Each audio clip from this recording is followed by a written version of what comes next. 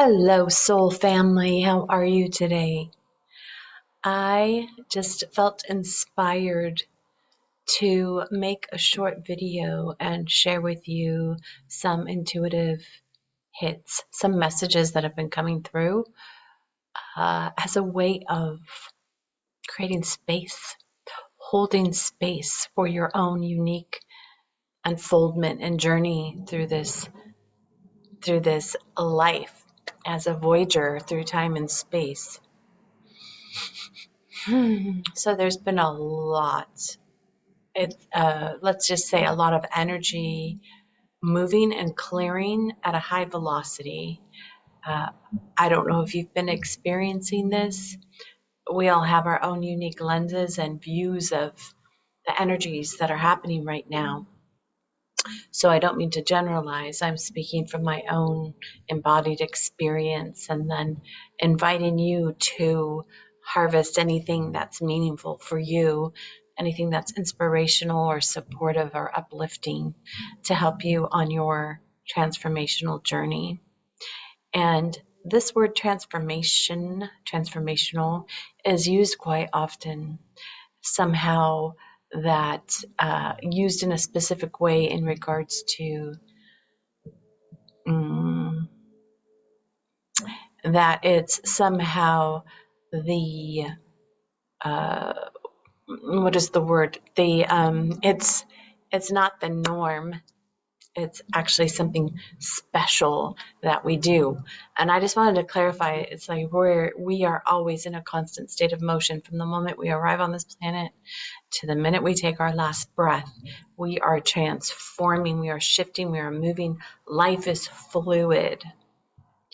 Now, what happens is sometimes we get hardened, calcified, densified ways of being that create a momentum of stuckness, let's say. So when we intentionally step into our nature as transformational beings, that's who we are, then we begin to more intentionally be able to return to a more fluid state of unfolding in the moment. What happens to many of us, unfortunately or fortunately, it's all part of our path, right? So there's no necessarily good or bad, it's just part of the learning process. Everything is an opportunity to learn about this experience in this life. It's a contrast. So there's no demonizing or saying this shouldn't be this way or I shouldn't be this way, because it's all a part of the process. And so in this way, we can give thanks and have a sense of gratitude to be able to experience this reality in the way that we do. And as our consciousness begins to accelerate in its awakening, the contrast becomes more great. And when I say the contrast becomes more great, we begin to notice the places of stuckness, these patterns of being, of the identity that we've taken on in order to survive. And this, what is often called the ego personality, which is this calcified structure that was put into place as a product of our biological experience to create a sense of safety, continuity in the times where our nervous system was being triggered or we didn't feel safe. And there's so many interesting resources available, informative resources about nervous system states. And these nervous system states, whether it's the sympathetic or parasympathetic nervous system, makes up a whole, our entire nervous system, that many of these states, when we are triggered, and it has to do with a safety, sense of safety for our animal bodies, and there's this differentiation or differential of power that's been related to safety. And those people with the power have power over us, and that's what it appears like to the ego, and that we have to appease, people please, manipulate, barter, and beg for our essential human needs. And so much of this, honestly, is unconscious until it's conscious. And as it begins to rise up in our consciousness, and we begin to observe our own survival mechanisms that have been calcified into a personality, that we begin to be able to have some room to choose and some freedom to experience something else. And so this morning when I awoken, the three words that arose in my consciousness upon awakening this morning were dorsal vagal shutdown.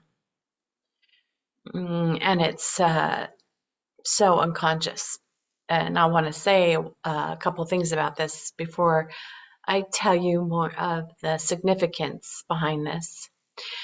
So when we are young and we're developing and we feel an energetic threat or a physical threat or an emotional threat, it's all energetic. Everything's energy, right? So it has a signature, and it's a contraction and a freezing of life energy in the body. And if we do not have the caregivers around us, the tools around us, the awareness around us, to be able to move this from a physical state of being through a linguistic expression or energetic expression to circulate and release this restriction, it gets stored in our nervous system. And for some of us who've had severe shock to our nervous system, it expresses as dorsal vagal shutdown. And really what this is a freeze response. And physiologically, it's what happens when an animal plays dead. And so a lot of this happens when we're young. We not only don't we have developed the cognitive linguistic abilities to express ourselves just because we're still children and we haven't, our brain hasn't fully developed. Our prefrontal cortex is not online. So we don't have the tools. We depend on the caregivers and the adults around us to help us synthesize and integrate in these events. And sadly, at no fault of their own, most of our caregivers and parents didn't have the tools themselves. So how could they imprint our nervous system with these tools? So this dorsal vagal shutdown is what happens when the physiology, the instinct of the body takes over. And so it's not a conscious choice. Like you don't think to yourself, oh, I think I'm going to play dead. You actually, your body does it for you. And so whether you want to move or speak is no longer available. And so this is what happens a lot of times when somebody experiences a violent attack or some sort of physical abuse. There's a dorsal shutdown, so there's inability to speak, move, fight, and it's not a choice. So in the nervous system, there's this extreme feeling of being out of control and not being able to move through it. And that is horrific, terrifying for a child's nervous system. And many of us have gone through this. I did as a very young child. And so that shock to the nervous system, that terror, gets embedded into the grooves of the personality, and it stays there and it vibrates, and it's a hyper state of stress. And once that's stored in our nervous system, it continues to vibrate, and actually because it really wants to be moved out and resolved, that it continues to attract a similar vibration in order to shift, move, heal, release. It's actually recreating a similar situation. So if you look at your life and you can see patterns of ways of being, uh, this theme of the dorsal vagal shutdown is a very particular vibration that is connected to victim, and that victim energy naturally attracts predator energy, and these are just two polarities of the same wound, which is uh, not being in control or not feeling that you have control of your basic nervous system. Some people express this through aggression, like domination, so they will never ever experience that again. And some people, as physiology goes into shutdown, to where they can't do anything to stop a victimization from happening. Excuse me. And so there is this healing of this victim perpetrator, and then there's also in the ego triangle, at least, which I did a couple of podcasts on. You can check them out. My Lifting the Veil podcast is related to the hero, and then the hero comes in an attempt to rescue the victim or to persecute the perpetrator, and then the hero becomes the perpetrator, and the victim can become the perpetrator. They all flip. Let's just say all these roles flip depending on the circumstances. And so this is how the ego operates, and the ego is a product of the survival response of the body, of the nervous system. And so these are stored deeply into the tissues of our body, our cells, and until we are able to move that energy out in a life-affirming way, it's like a record. If you've ever seen the records, the vinyl records, they have the little grooves in them, and they keep getting played out over and over again until we're able to find another entry point into our nervous system and begin to create an awareness of exactly, like I would invite you to imagine, this is what came to me after I heard dorsal vagal shutdown, that we are a spirit inserted into a dashboard, which is a body, with no user manual. And so when you start looking at people's interactions and their personalities, you begin to see that that most of the patterns of personality that we identify as self, like that's just the way I am, there is this piece of, well, that may be the way that you are as a crystallized pattern of habitual ways of being that now have become unconscious, were at one time imprinted. And so the personality is like a library of the nervous system survival response that the mind has repressed and disowned. And this is where the shadow piece comes in, where we are entering into relationships in unhealthy patterns that we can't observe, we can't own, and so therefore we cannot consciously change or transform. And that can be defined as ways of behavior that are causing hurtful, unproductive, undesired results in your relationship, in your relationships, in your work, in your finances, the way that you're showing up. So this is really a commitment one makes to begin to show up for the essence that is you, that has been uh, that has been densified into a limited expression and a way of being that is only a very small range of what is possible with your life potential. And this is the desire of the personality to always, well, not everyone, right? Not everyone has this desire to learn and grow and move into more. They might have the desire, but somehow there's a cynicism and a shutdown that can turn into a depression, self-sabotaging, inability to move forward, procrastination.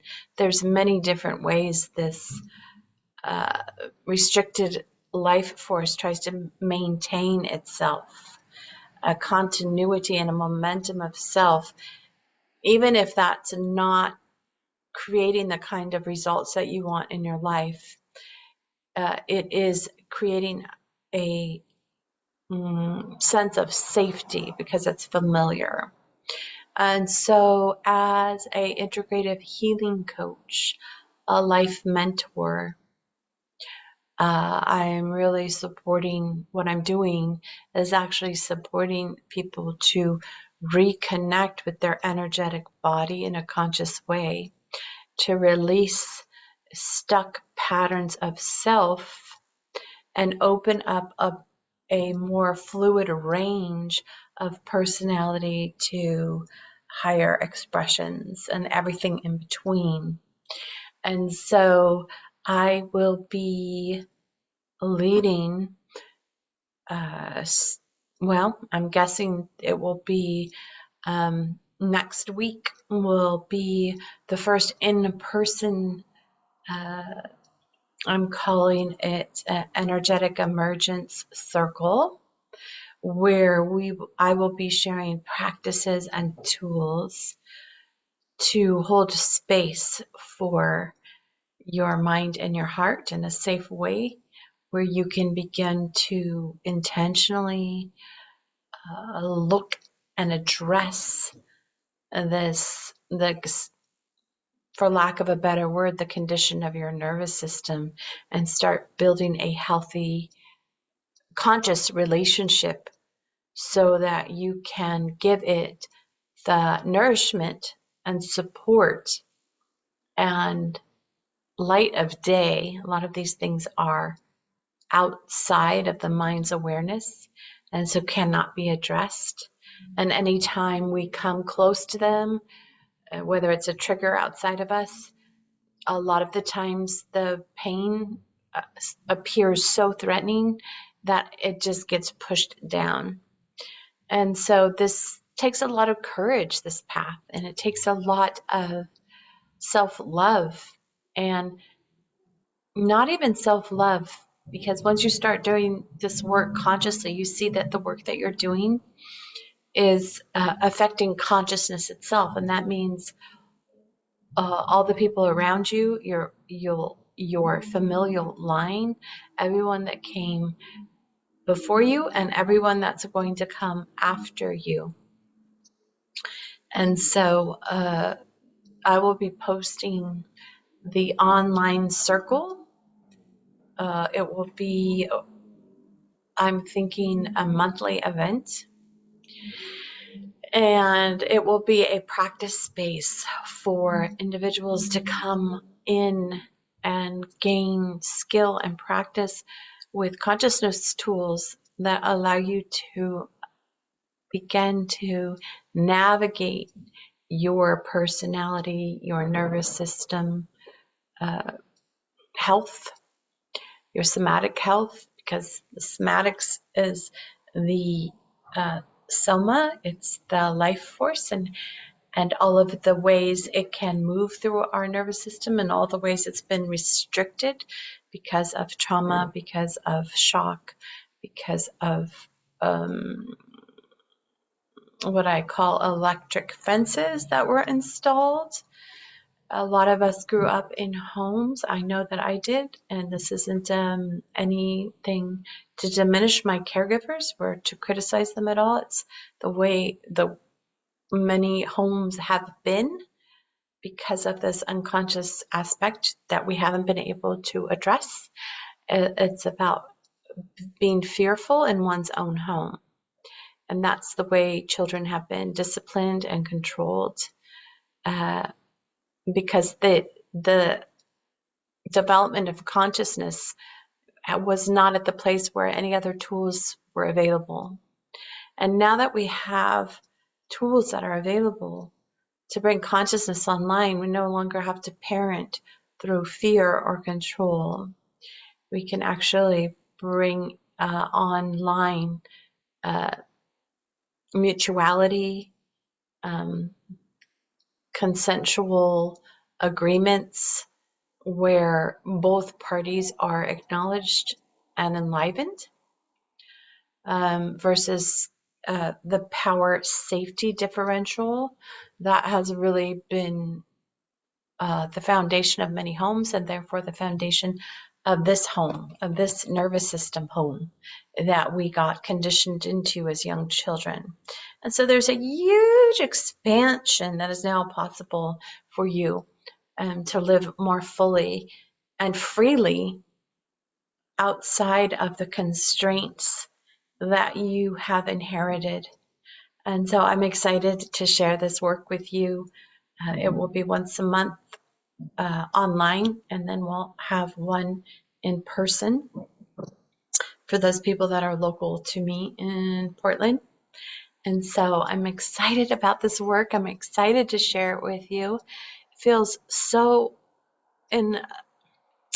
crystallized in attunement with why I came onto this planet and what I'm really here to do. Like, no kidding. Like, it's becoming more and more refined through me at this time in my soul. And I feel like it's the most powerful and available that my work has been ever been before. And it feels in alignment. Like it's been, my work has been being slowly turned and pulled into this place.